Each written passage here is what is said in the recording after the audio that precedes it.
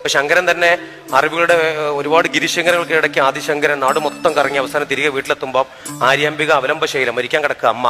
അപ്പൊ അമ്മ മകനോട് ചോദിക്കുന്നുണ്ട്, മകനെ 9.5 മാസക്കാലത്തോളം ഞാൻ ഈ ഉദരത്തിലിട്ട് നിന്നെ വളർത്തിയില്ലേ, നീ എനിക്ക് എന്താ മടക്കി തരിക ശങ്കരാന്ന്.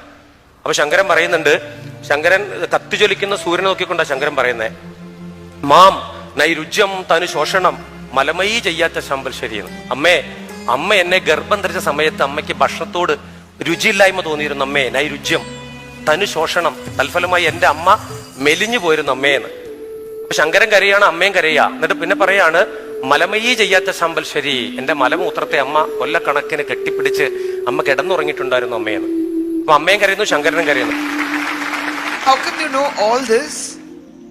മാഡം, ഞാൻ എല്ലാ ഇതിലേക്ക് പരിശുദ്ധ ഖുറാന്റെ 6666 ആയത്ത് 114 സൂറത്ത് ഞാൻ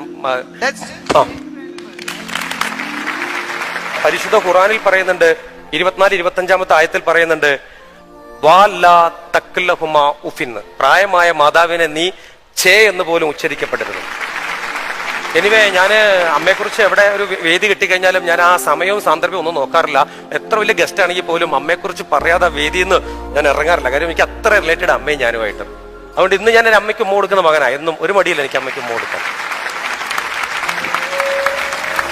അതുകൊണ്ട് തന്നെ അശ്വതി, നമുക്കറിയാം, നമുക്ക് ഗോവിന്ദരാജ് എഴുതിയ മനോഹരമായ ഒരു വാട്സപ്പിന്റെ വന്നൊരു വലിയൊരു സന്ദേശമാണ്. അത് പറയുന്നുണ്ട്, സൂര്യോദയത്തിന് മുമ്പേ കൈലുകളോടും പാത്രങ്ങളോടും സംസാരിക്കുന്ന തിരുഹൃദയമാണ് ആര്?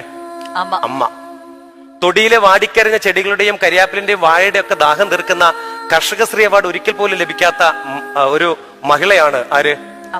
വിളമ്പിക്കൊടുത്ത് തനിക്ക് ചെയ്യാതെ വരുമ്പോ, മക്കളെ എനിക്കിത് ഇഷ്ടമല്ല മക്കളെ എന്ന് കള്ളം പറയുന്ന മാതൃസ്നേഹത്തിന്റെ തിടമ്പാണ് ആരാ പോലേട്ടാ? അമ്മ. ആരാ? അമ്മ.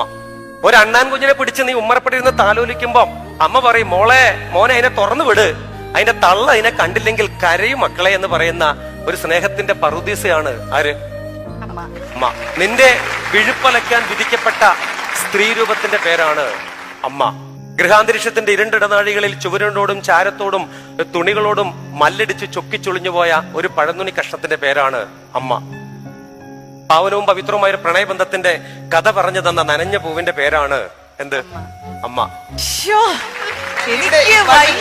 ഒടുവിൽ ആ സാഗരം കളമൊഴിയുമ്പം വാടിക്കരിഞ്ഞ ചെടികളും പൂവും ഞാനും നിങ്ങളും ഒക്കെ പറയും, അമ്മയില്ലാത്ത വീടേ അല്ല.